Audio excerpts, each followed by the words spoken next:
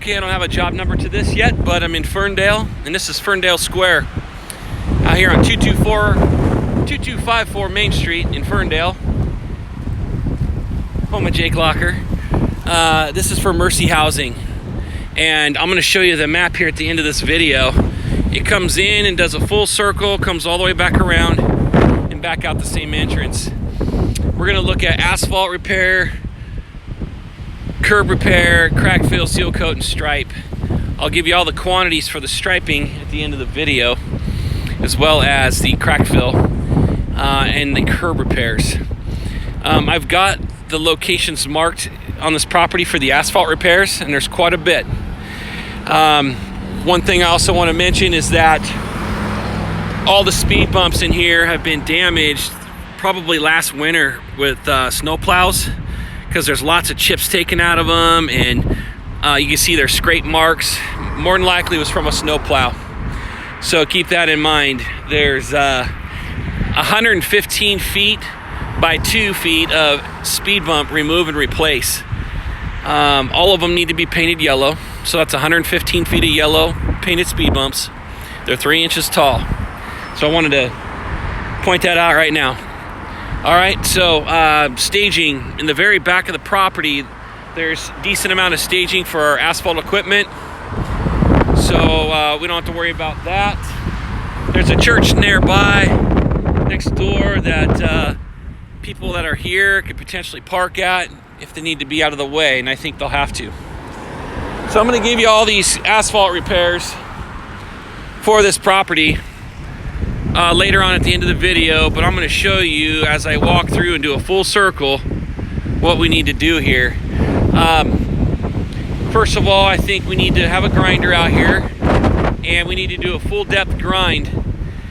It looks like an overlay has been done in here based on how you can see only a little bit of reveal on these curbs that used to be poured in here.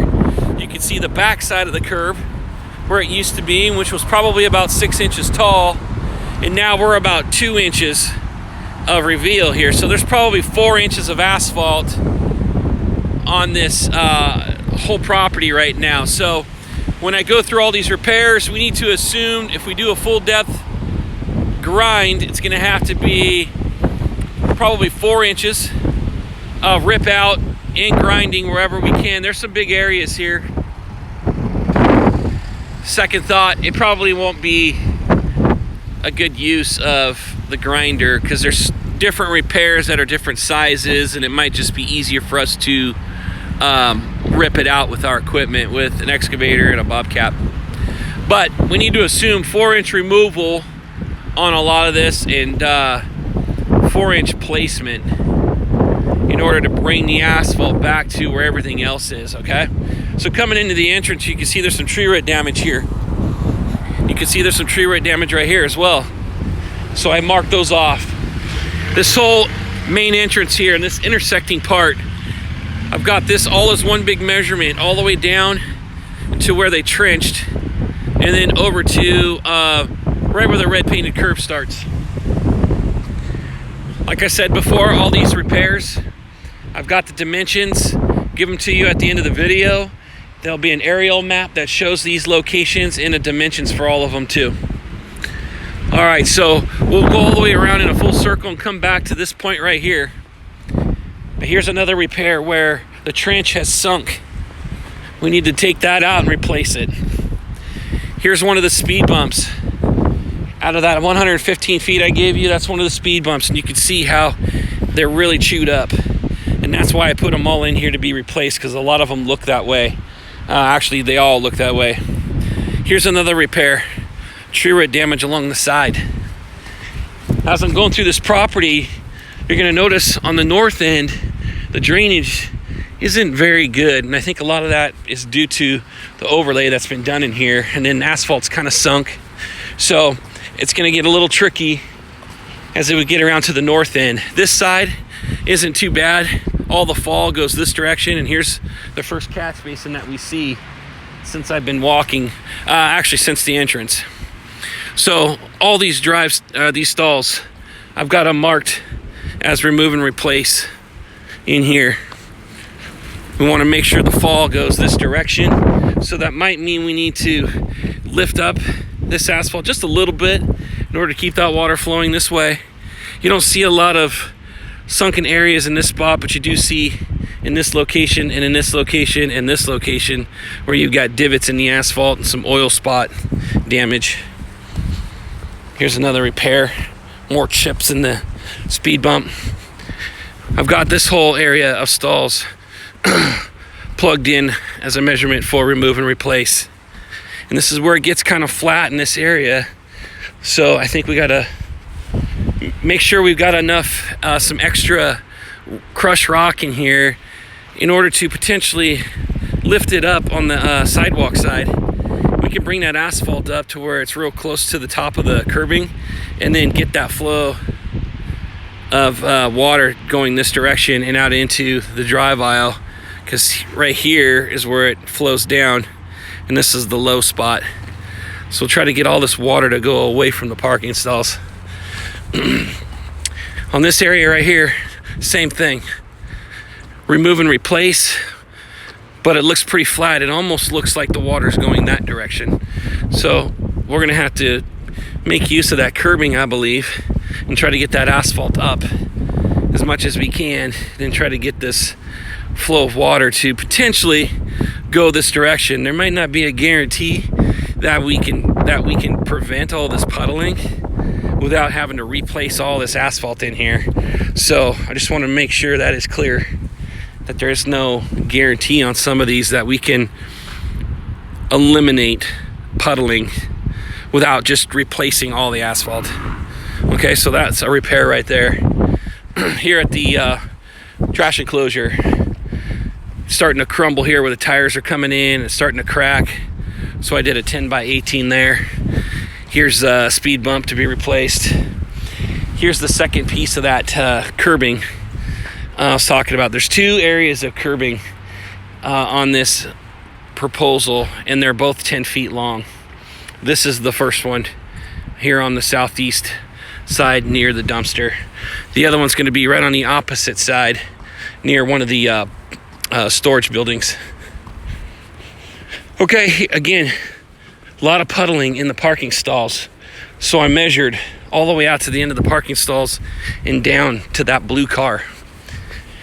We'll have to remove and replace, or we'll have to relocate these 1, 2, 3, 4, 5 wheel stops right here, plus the wheel stops that are in here. There's 1, 2, 3, 4 wheel stops there. I'll have all that quantity information plugged in here at the end of the video and on Google Drive. This other repair goes from the crosshatch all the way out. We'll remove all of this, past this old trench that's starting to sink, make our way over, and then go down the middle of the drive aisle, make our way over, because all of this is starting to fail. You can see alligator cracking in here. Here's another catch basin. So as we go to do these repairs, that's kind of the crowning spot where water will flow that direction. And then from this point, this direction, it goes towards that catch basin. So here's a high spot right here. And as you go through this repair, you got a lot of alligator cracking, you got some sinking and some tree root damage. Another half of the speed bump I think needs to be replaced. I only put 15 feet in on this curbing. Go ahead. I only put 15 feet on this curbing, but I'm going to add this additional 20 feet onto my total, and we'll just replace the whole speed bump. Okay, so that 115 feet that I told you earlier is now going to be 135 feet. Okay, so 115 feet is now moved up to 135 feet. Okay, so in this area, this is the northeast corner of the property where the basketball hoops are. I'm not worrying about the basketball area, the puddles, but right in here, it's definitely failing. There's a catch basin in the grass. We got to try to get this water to continue to flow this direction, so we might have to cut a slot into that that speed bump in order to get the water to continue and not get stuck there, because all the flow is going this way, and then around this corner it's coming down this way. So as you go around the corner here, This is where it gets a little more tricky, and there's a lot more puddling, and the nearest catch basin is all the way down by that tree at the far end. So in order to get this water to move out of here, I don't think there's a guarantee that we can get it all to just flow and not have any puddles, but we'll have to remove this whole area of parking plus the drive aisle, bring this asphalt up, and then try to get the flow of water to go that direction, because I think right at this point right here is the high point, and I don't think we'll be able to get all of that to flow this direction to that catch basin. So we're gonna have to try to get it to go that way. So this whole area gets replaced, remove and replace. I think if we have extra gravel, crushed rock in here, we can bring this up a little bit on this side, pour that asphalt up to where it's flush with that curb and sidewalk, and then that'll help push that water this direction and hopefully out this way.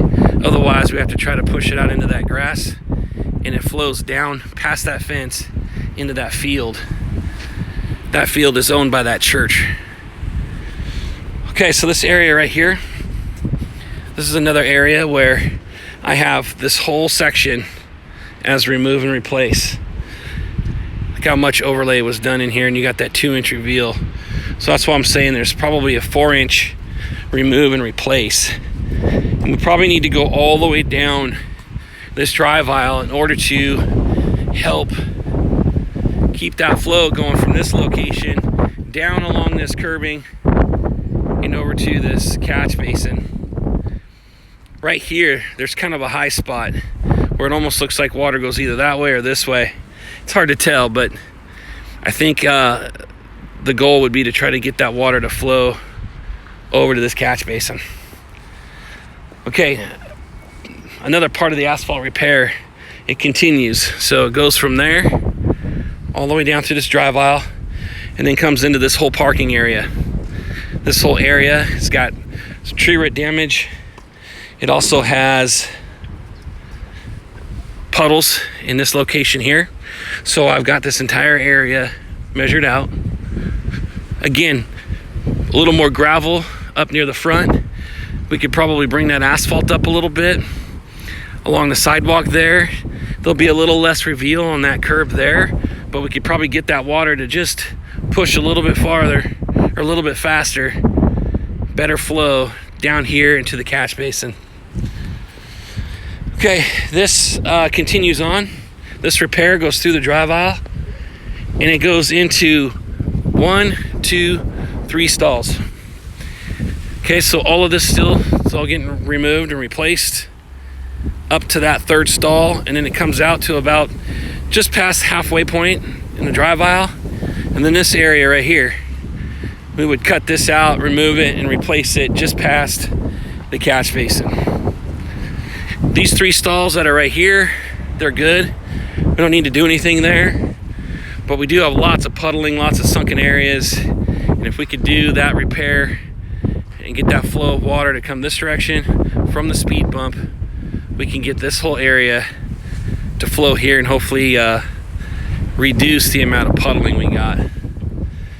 Okay, now we're on the we're getting towards the front here. This is the northwest corner right next to the church.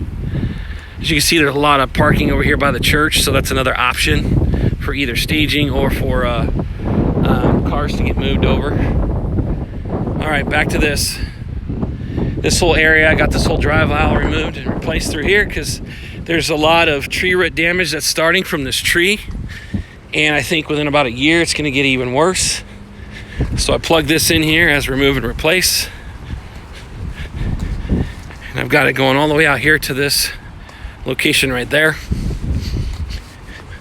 Again, we're talking about 4-inch remove and replace. 4-inch remove and replace. Here's an area right here. These 3 stalls need to get removed and replaced. As a reminder, I've got all the quantities. You'll see them at the end of this video. They'll also be marked on the aerial map. And the aerial map will have the locations. They'll be numbered and they'll have the sizes for each number. Here's a 8x8 around this catch basin.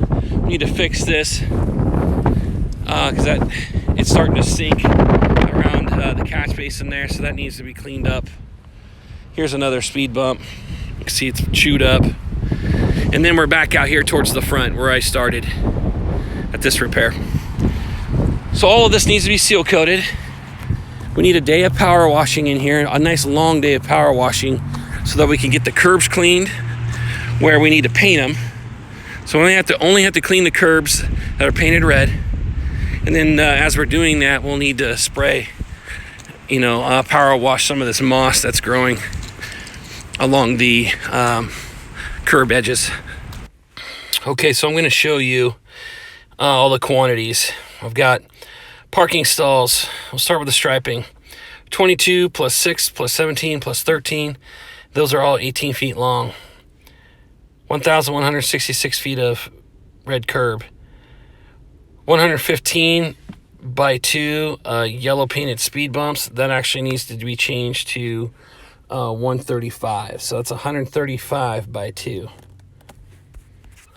Okay, so I just changed it. 135 by 2 yellow speed bumps to be painted. We've got 8-inch guest stencils. 11 plus 2 plus 10 plus 4. Yellow crosshatch. We've got 70 lineal feet. I don't know if there's stall numbering in this place or not, but that'll have to be added on later if there is. Then we've got crack fill, 2,500 lineal feet, and then seal coating will be per the aerial map. All right, let's go up to the asphalt speed bumps. We've got all the different sizes of the speed bumps that need to be removed and replaced, but where it says 15 feet, we need to change that to 35. It's 35, okay? 6 by 8 inch extruded curb. There's 2 sections that need to be replaced. Both of them are 10 feet. They'll be marked on the aerial map. Relocate wheel stops. That's actually 18 wheel stops that need to be removed and then put right back into their stalls after the asphalt repairs. Okay, now let's look at the actual asphalt repairs. And we're looking at 4-inch remove and replace. These are all the sizes.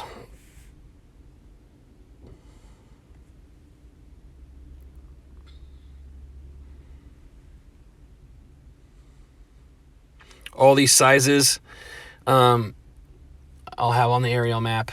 They'll all be marked and numbered so that you can locate the areas. As far as crushed rock goes, I would say we probably need another maybe 10 yards of crushed rock, maybe to help improve, or maybe 5 yards even, 5 yards of crushed rock to help improve the slope a little bit where some of these parking stalls are. Okay, this is work for 2020, and here's an aerial map that kind of shows you the entrance down at the bottom, circles all the way around. You'll see my 2 little areas where I mark the curbing, 10 foot and 10 foot. And of course, the aerial map will have all the asphalt repairs. All right, 2020 project, and hopefully we could get the asphalt repairs done sometime at the beginning of the summer, and then hopefully by midsummer, get the seal coat done. Any questions, let me know.